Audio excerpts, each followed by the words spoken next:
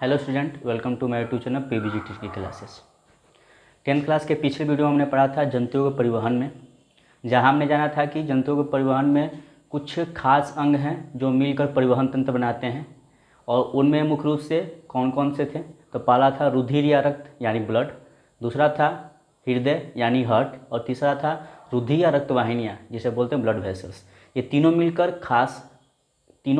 एक खास तंत्र बनाए, इसको बोलते हैं परिवहन तंत्र या रुधिर या परिसंचरण तंत्र बोलते थे।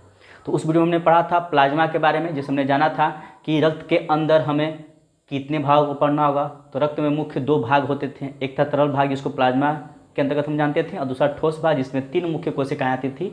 इसमें लाल रक्त कोशिका थी, श्वेत रक्त कोशिका थी और रक्त पट्टिकाणु थे। तो इस वीडियो में हमको देखना है कि प्लाज्मा के बाद हमें आगे किसके बारे में पढ़ना है।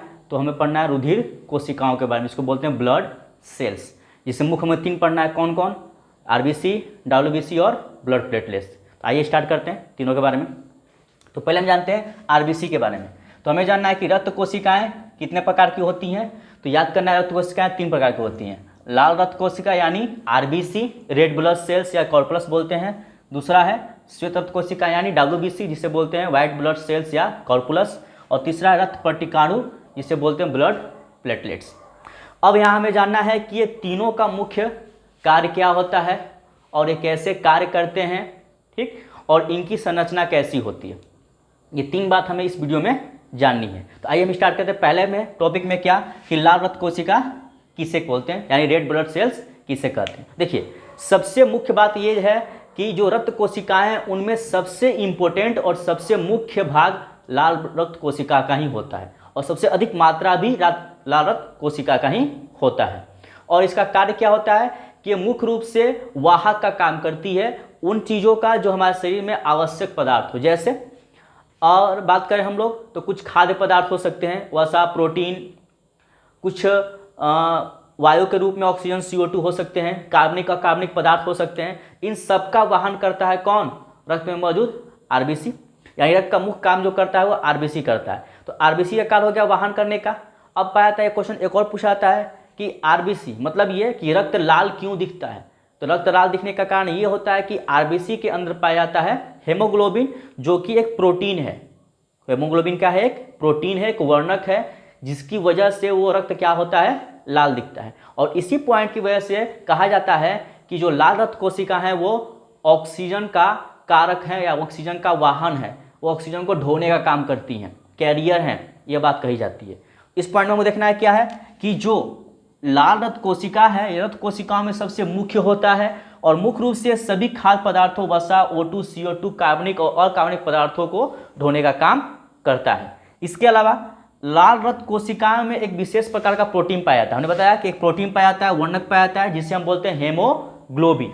अभी इस चीज को हम जानें कि हेमोग्लोबिन को इतना खास क्यों माना जाता है, आखिर क्यों हेमोग्लोबिन की वजह से रक्त लाल दिखता है। इस पॉइंट को भी आगे हम पढ़ेंगे, ठीक है। आगे हम देखते हैं कि हमने कहा कि जो हेमोग्लोबिन है उसकी उपस्थिति की वजह से रक्त क्या दिखता है? लाल दिखता है। ये भी पॉइंट याद करना है, क्योंकि भी क्वेश्चन एग्जाम में पूछता है कि रक्त में किसकी उपस्थिति के कारण, कौन से प्रोटीन की उपस्थिति के कारण रक्त लाल दिखता है, तो वो है हीमोग्लोबिन। इसके बाद अगला पॉइंट है कि लाल रक्त कोशिकाओं को इसी कार्य की वजह से, किस कार्य की वजह से कि हेमोग्लोबिन ऑक्सीजन को ढोने का काम करता है। आरबीसी में हेमोग्लोबिन ऑक्सीजन को ढोने का काम करता है, और इसी कार्य की वजह से आरबीसी को बोला जाता है कि वो ऑक्सीजन का वाहक है, ऑक्सीजन का कैरियर है, ऑक्सीजन को ढोने का काम करता है, एक ऊतक से दूसरे ऊतक में ले जाने का काम करता है। कौन? आरबीसी। तो ये बात याद करना है कि ऑक्सीजन का वाहक कौन है, तो रक्त कोशिकाओं में मुख्य रूप से आरबीसी काम करता है। रक्त मतलब ऑक्सीजन को ढोने का एक ऊतक से दूसरे ऊतक में कार्य करता है। और इस पॉइंट को भी हम जानेंगे कि कैसे वो कार्य करता है, क्योंकि कभी एग्जाम में पूछ सकता है कि मुख्य रूप से मैग्नीज्म बताइए कि आरबीसी का मैग्नीज्म क्या है, ठीक है, क्रिया विधि क्या है, वो कैसे कार्य करता है, कि कैसे हेमोग्लोबिन ऑक्सीजन से जुड़कर प्रत्येक ऊतक तक ले जाता है, और उन ऊतकों से CO2 को लेकर फिर वापस वो श्वसन के माध्यम से बाहर निकालता है फेफड़ों से होते हुए, ठीक है। तो इस बातों को आगे हम जानेंगे। अब आते हैं अगले वीडियो में हम लोग अगले पॉइंट में। इसमें अगला पॉइंट हमारा क्या है? श्वेत रक्त कोशिकाएं। एक पॉइंट और पूछा जाता है, वो पॉइंट ये कि लाल रक्त कोशिकाओं का बायोलॉजिकल नेम क्या है, वैज्ञानिक नेम क्या है, वो भी आपको जानना होगा, ठीक है। तो आरबीसी का जो बायोलॉजिकल नेम होता है वो होता है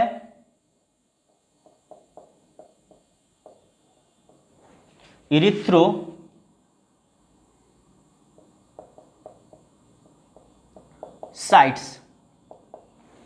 क्या बोलते हैं, इरिथ्रोसाइट्स। ये भी पॉइंट बहुत इंपॉर्टेंट याद करना है कि आरबीसी को और किस नाम से जाना जाता है, तो आरबीसी को जाना जाता है इरिथ्रोसाइट, जो इसका वैज्ञानिक नाम है, बायोलॉजिकल नेम है। अब जानते हैं हम लोग श्वेत रक्त कोशिकाएं, तो श्वेत रक्त कोशिकाएं को बोलते हैं व्हाइट ब्लड सेल कॉर्पुलस। इसका मुख्य कार्य क्या होता है, तो श्वेत रक्त कोशिकाओं का मुख्य कार्य होता है कि ये मुख्य रूप से शरीर के अंदर पनपने वाले कोई सूक्ष्म जीवों द्वारा जो रोग होते हैं या कोई टॉक्सिन पदार्थ शरीर में बनता है, कोई विषैला पदार्थ बनता है, तो उनको शरीर से सुरक्षा प्रदान कौन कराते हैं, डब्ल्यूबीसी यानी श्वेत रक्त कोशिकाएं कराती हैं। इनका कार्य क्या होगा, तो ये अनियमित आकार की होती है। हमने पहले बताया था कि पिछले वीडियो में मैंने बताया था कि जो श्वेत रक्त कोशिकाएं हैं वो 5 प्रकार की पाई जाती है, और 5 प्रकार के पाए जाने के कारण ही ये अलग अलग आकार की होती हैं। इसलिए कहा जा सकता है कि यह अनियमित आकार की होती हैं और न्यूक्लियस युक्त होती हैं। क्यों, क्योंकि सब में कुछ खास न्यूक्लियस पाए जाते हैं, केंद्रक पाए जाते हैं, और ये मुख्य रूप से शरीर में बाहर से जो भी सूक्ष्म जीवी रोग या किसी वाहक को लेके आते हैं, या शरीर के अंदर कोई टॉक्सिन पदार्थ या विषैला पदार्थ बनता है, तो उससे सुरक्षा प्रदान करते हैं। ऐसे क्वेश्चन पूछा जाएगा कि रक्त कोशिकाओं में कौन सी कोशिका मुख्य रूप से एंटीबॉडी बनाने का काम करती है, या रक्त कोशिकाओं में से कौन सी मुख्य कोशिका मुख्य रूप से शरीर को सुरक्षा प्रदान करती है, तो वो है श्वेत रक्त कोशिकाएं। अब आते हैं कि ये कह रहा अगला पॉइंट कि कुछ सूक्ष्म कणों की उपस्थिति के कारण ये 2 प्रकार के होते हैं। ये इंपॉर्टेंट पॉइंट जानना ये है कि वो सूक्ष्म कण क्या होते हैं, तो सूक्ष्म कण का मतलब ये कि जो इनमें 5 प्रकार की जो पाई जा रही हैं डब्ल्यूबीसी, उनकी जो बनावट है वो अलग अलग होती है। कुछ में कोशिका द्रव के, कुछ के कोशिका द्रव में कण पाए जाते हैं, तो जिसमें कण पाए जाएंगे उसको बोलेंगे ग्रेनुलोसाइट, और जिसमें कण नहीं पाए जाएंगे उसको बोलेंगे एग्रेनुलोसाइट। ठीक है, तो यहाँ ग्रेनुलोसाइट जिसमें पाया जाएगा उसमें मतलब कण पाए जा रहे हैं। तो ऐसे कौन कौन से डब्ल्यूबीसी हो गए, ऐसे डब्ल्यूबीसी होंगे न्यूट्रोफिल्स, यूसिनोफिल्स और बेसोफिल्स। ये 3 प्रकार के क्या हो गए हमारे पास ग्रेनुलोसाइट, मतलब डब्ल्यूबीसी हो गए। तो ग्रेनुलोसाइट कहने का अर्थ ये होगा, ये पॉइंट ये कह रहा है कि वैसे डब्ल्यूबीसी या वैसे श्वेत रक्त कोशिकाएं जिनके कोशिका द्रव में छोटे छोटे कण के रूप में पाए जाते हैं, तो कोशिका छोटे कण के रूप में पाए उसको बोलेंगे ग्रेनुलोसाइट। अब ऐसे डब्ल्यूबीसी कितने हैं, 3 हैं, न्यूट्रोफिल्स, इसिनोफिल और बेसोफिल। और जिनमें कण नहीं पाए जाते उनको बोलते हैं एग्रेनुलोसाइट्स। अब ऐसे कौन कौन से हैं, तो वो 2 हैं, लिम्फोसाइट और मोनोसाइट। अब आगे हम वीडियो में देखेंगे कि ये कैसे कार्य करते हैं, बहुत थोड़े बहुत जानेंगे इनके बारे में। जैसे लिम्फोसाइट है तो क्वेश्चन पूछेगा कि डब्ल्यूबीसी का कौन सा भाग एंटीबॉडी बनाने का काम करता है, तो वो है लिम्फोसाइट। जो हमने बताया था कि जिस प्रकार परिवहन तंत्र में ये 3 मुख्य अंग काम करते हैं, कौन, रुधिर, रक्त, हृदय और रक्त वाहिनियां, इनके साथ साथ एक अतिरिक्त तंत्र भी काम करता है, इसको बोलते हैं हम लोग लसिका तंत्र। और हमने बताया था कि लसिका तंत्र में लिम्फ पाया जाता है, और वही लिम्फ क्या बनाता है, लिम्फोसाइट को बनाता है। तो लिम्फोसाइट किसने बनाया, तो यहाँ हमने देखा डब्ल्यूबीसी में कि लिम्फोसाइट क्या बनाता है, एंटीबॉडी बनाने का काम करता है, और ये आकार में छोटा होता है, सबसे आकार में बड़ा कौन होता है, मोनोसाइट। ये भी हम आगे देखेंगे। इसके बाद जो लास्ट हमारा इसमें का है तीसरा पार्ट, रक्त पट्टिकाणु। तो हमने प्लाज्मा में बताया था कि प्लाज्मा के अंदर जो 3 प्रकार की मुख्य रूप से प्रोटीन पाए जा रहे थे, फाइब्रोनोजिन, प्रोथ्रोम्बिन और हिपेरिन, तो वो तीनों प्रोटीन मुख्य रूप से रक्त पट्टिकाणु के साथ मिलकर रक्त को थक्का बनाने का काम करती थी। जहां भी कहीं भी छोटी सी कट लग जाने के बाद, चोट लग जाने के बाद जहां से रक्त बहाव होता है कुछ देर बाद वक्त बंद हो जाते हैं, तो वो इसी की वजह से, अगर क्वेश्चन पूछेगा कि रक्त का बहाव मुख्य रूप से रोकने का कार्य कौन सी कोशिका करती है, तो रक्त पट्टिकाणु ही करती है। रक्त पट्टिकाणु की सहायता करते हैं सिर्फ प्लाज्मा में पाए जाने वाले प्रोटीन, मुख्य रूप से जो तीनों प्रोटीन थे वो सिर्फ सहायता करते हैं, मगर जमाने का काम रक्त पट्टिकाणु का ही होता है। मगर प्लाज्मा की सहायता के साथ ही ये क्या कर रक्त को जमा पाता है। और वहाँ हमने मैग्नीशियम भी पढ़ा था कि कैसे रक्त को थक्का बनने में होती है, ठीक है ना। तो आइए हम देखते हैं कैसे ये कार्य करते हैं। तो हमने कहा कि अगर हम बात करते हैं हीमोग्लोबिन का, तो हीमोग्लोबिन को हम कैसे कह सकते हैं कि इसकी वजह से रक्त लाल दिखता है। तो आइए हम देखते हैं कैसे कह सकते हैं इसे।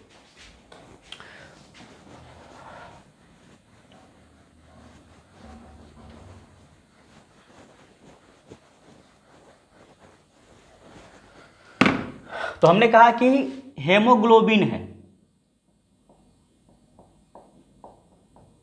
हेमोग्लोबिन। तो इसको जानने के लिए हम इसको 2 भाग में तोड़ लेते हैं, हेमो को अलग कर लेते हैं और ग्लोबिन को अलग। अब यहां ध्यान देने की बात यह होगी कि हीमो मतलब होता है कि आयरन है, यानी इसको हम बोल सकते हैं Fe, आयरन को Fe से दिखाते हैं हम लोग। और ग्लोबिन क्या है? एक प्रोटीन है। ग्लोबिन क्या है? एक प्रोटीन है। अब बात हमने कहा कि जो हमारे शरीर के अंदर आरबीसी है, प्लाज्मा के अंदर आरबीसी है, वो आरबीसी देखने में लाल होती है या उसी आरबीसी में पाया जाने वाला प्रोटीन वर्णक जो हेमोग्लोबिन है उसकी वजह से रक्त क्या दिखता है? लाल दिखता है। और वही हेमोग्लोबिन ऑक्सीजन को ढोने का भी काम करता है, कैरियर काम करता है। तो कहने का अर्थ ये होगा कि जो ये Fe है, एक Fe के कण से 4 ऑक्सीजन के कण जुड़ते हैं। ये बात बहुत इंपॉर्टेंट है जो आपको याद करना होगा कि एक Fe के कण से 4 ऑक्सीजन के कण यानी 4 ऑक्सीजन के मॉलिक्यूल बाइंड होते हैं और इनको ढोने का काम कौन करता है? ये ग्लोबिन पार्ट, जो प्रोटीन का पार्ट है, इनको ले जाने का काम करता है। और इसी दोनों के मिलने की वजह से हम बोलते हैं कि हेमोग्लोबिन क्या है? ऑक्सीजन को ढोने का काम कर रहा है। और बात यह है कि रक्त लाल क्यों दिखता है? तो वो है आयरन की मौजूदगी की वजह से, क्योंकि आयरन का जो कलर होता है वो रेडिश होता है। कैसा होता है? रेडिश होता है। इसकी मौजूदगी की वजह से वो रक्त कैसा दिखता है? लाल दिखता है। ये पॉइंट क्लियर हुई? थोड़ा सा डिस्क्रिप्टिव है, जानना बहुत जरूरी है क्या कि हीमोग्लोबिन की वजह से रक्त लाल क्यों दिखता है और क्यों इसे हम ऑक्सीजन का कारक कहते हैं। इसलिए कहते हैं कि हीमो और ग्लोबिन 2 भाग होते हैं। हीमो मतलब होता है आयरन यानी Fe। एक आयरन से 4 ऑक्सीजन के कण जुड़ते हैं, यानी एक आयरन 4 ऑक्सीजन को ढोने का काम करेगा। और ग्लोबिन एक प्रोटीन है जो उसको ढोने का काम करता है। और ये ग्लोबिन जो है, इसी ग्लोबिन के अंतर्गत एंटीबॉडी और एंटीजन भी बनते हैं। तो यहां से जानना हमको ये होगा कि ये ग्लोबिन जो है वो एंटीजन बनाने का काम करता है। क्या बनाने का काम करता है? एंटीजन। और जबकि लिम्फोसाइट क्या बनाता है? एंटीबॉडी। तो ये जानना था बात हमको हेमोग्लोबिन के बारे में। हमने कहा कि यहाँ जो ग्रेनुलोसाइट और ए ग्रेनुलोसाइट है हमारे WBC में, तो यहाँ ग्रेनुलोसाइट की वजह से हमें ये जानना है कि न्यूट्रोफिल, इस्नोफिल और बेसनोफिल में कुछ उनके आकार अलग होंगे। तो आइए हम फिगर के थ्रू समझते हैं। ये पॉइंट आपके नोट्स में जाएंगे, बहुत इंपॉर्टेंट पॉइंट है। यहाँ से क्वेश्चन 2-3 पूछ सकते हैं कि कौन सा आरबीसी में पाया जाने वाला प्रोटीन पिगमेंट, ठीक है, यानी प्रोटीन वर्णक जिसकी वजह से रक्त लाल दिखता है और वो ऑक्सीजन ढोने का काम करता है, वो हेमोग्लोबिन। हेमोग्लोबिन 2 भाग में, हीम और ग्लोबिन। ग्लोबिन एक प्रोटीन है, हीम एक आयरन है। एक आयरन 4 ऑक्सीजन को बाइंड करता है और ग्लोबिन उसको ढोने का काम करता है। ये पॉइंट थे हीमोग्लोबिन के बारे में। अब हमें जानना है कि कैसे ये दिखते हैं। आइए हम फिगर के थ्रू दिखते हैं कि कैसे एक मुख्य रूप से दिखने का काम करते हैं। कौन कौन? आरबीसी, डब्ल्यूबीसी और ब्लड प्लेटलेट्स। मान लीजिए एक भाग हम ये कट करके देख रहे हैं, ठीक है। अब इसके अंदर बाइकनकेव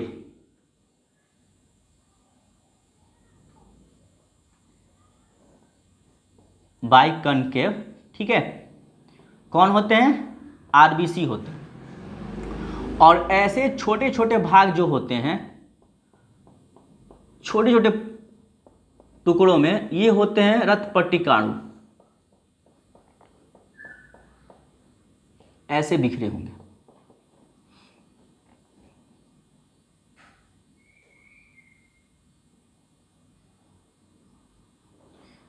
ऐसे जो भाग होंगे ये मोनोसाइट्स के होंगे।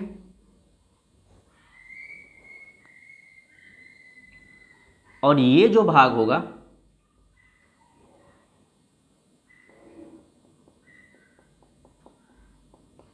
इओसिनोफिल। ये जो भाग होगा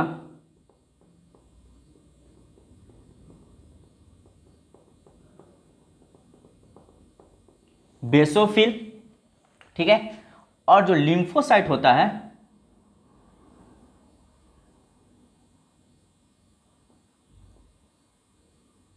वो किस इस आकृति में पाए जाते हैं। तो इसमें समझना क्या है कि ये पूरा जो भाग है वो भाग प्लाज्मा का है, या हिंदी में लिखें या इंग्लिश भी चलेगा, बायोलॉजी में इंग्लिश चलता है, ठीक है। प्लाज्मा ये है, ठीक। ये जो भाग है ये है आरबीसी, ठीक है। ये जो भाग है ये है ब्लड प्लेटलेट्स,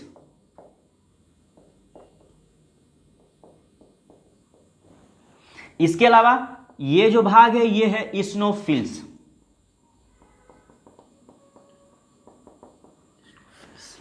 ये जो भाग है ये है न्यूट्रोफिल्स, ये जो भाग है ये है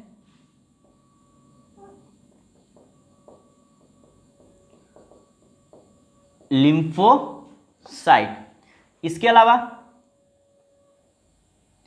ये जो भाग हो गया मोनोसाइट्स।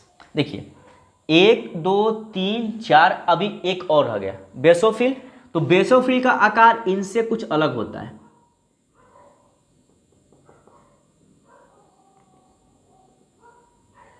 ये है आपका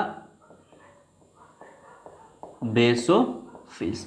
तो ये फिगर के थ्रू समझना होगा कि कैसे ये एक मुख्य रूप से कोशिका के अंदर दिखते होंगे। ठीक है, तो प्लाज्मा पूरे तरल भाग को हम बोलेंगे, प्लाज्मा पूरे तरल भाग को हम बोलेंगे, और उनके अंदर ठोस भाग पाए जाते हैं, इसको रक्त कोशिकाएं बोलते हैं। वो 3 थे, कौन कौन? आरबीसी, डब्ल्यूबीसी और ब्लड प्लेटलेट्स, ये 3 भाग थे। अब बात आती है कि डब्ल्यूबीसी का बायोलॉजिकल नेम क्या है, तो याद करना आपको। डब्ल्यूबीसी का बायोलॉजिकल जो नेम होता है उसको हम यहां लेते हैं, या इसको हम यहां लेते हैं। तो डब्ल्यूबीसी का जो बायोलॉजिकल नेम होता है उसको बोलते हैं ल्यूकोसाइट्स, और ब्लड प्लेटलेट्स का जो बायोलॉजिकल नेम होता है उसको बोलते हैं थ्रोम्बोसाइट्स। थ्रोम्बोसाइट्स यानी तीनों रक्त कोशिकाओं का हमें बायोलॉजिकल नेम याद करना, क्योंकि एग्जाम के व्यू से बहुत इंपॉर्टेंट है। जैसे आरबीसी का इरिथ्रोसाइट्स, डब्ल्यूबीसी का ल्यूकोसाइट्स, ब्लड प्लेटलेट्स का थ्रोम्बोसाइट्स। यहाँ हम आरबीसी का पुनः लिख देते हैं, ठीक है, ताकि याद रहे आरबीसी का। इसको बोलते हैं इरिथ्रोसाइट्स। ठीक है, तो ये 3 बायोलॉजिकल नेम याद करने होंगे। और ये पूरा था डिस्क्रिप्टिव किसके बारे में? रक्त कोशिकाओं के बारे में, जो हमें जानना था कि आरबीसी कैसे काम करता है, डब्ल्यूबीसी किस प्रकार करता है, ठीक है, उनकी संरचनाएं कैसी होती हैं, ब्लड प्लेटलेट्स कैसे काम करता है। तो ये पॉइंट थे रक्त कोशिकाओं के बारे में, जो पूरी तरह से हमने पढ़ लिया कि रक्त में क्या पाए जाते हैं। रक्त में प्लाज्मा पाया जाता है, रक्त में ठोस भाग में आरबीसी, डब्ल्यूबीसी, ब्लड प्लेटलेट्स पाए जाते हैं, सबके कार्य क्या हैं। ठीक है, तो अब हमें जानना है कि इन सारों चीज के अलावा, इन सारे चीज के अलावा, ठीक है, जो अगले वीडियो में जब हम मिलेंगे तो वहां हम जानेंगे कि रक्त का कार्य कैसे होता है, और वो रक्त मुख्य रूप से हृदय में वाहन कैसे करता है। तो अगला वीडियो हमारा बनेगा, वो बनेगा हार्ट पर, यानी ह्यूमन हार्ट पर हम पढ़ेंगे। और ह्यूमन हार्ट का पढ़ने के बाद हम और एनिमल के बारे में पढ़ेंगे कि किस एनिमल में किस प्रकार के हार्ट्स पाए जाते हैं, कितने चैम्बर्स होते हैं यानी वेस्म होते हैं, ठीक है, और वो कैसे कार्य करते हैं, कौन से एनिमल कोल्ड ब्लडेड होते हैं, कौन से वार्म ब्लडेड होते हैं। ठीक है, तो हम अगले वीडियो में जब मिलेंगे तो उसमें हम पढ़ेंगे पूरे हार्ट्स के बारे में डिटेल, और थोड़ा सा फंक्शन हम पढ़ेंगे फंक्शन ऑफ ब्लड के बारे में, यानी रक्त कैसे कार्य करता है। आई होप पूरा वीडियो आपको समझ में आया होगा। ठीक है, मिलते हैं अगले वीडियो में, तब तक के लिए ऑल द बेस्ट।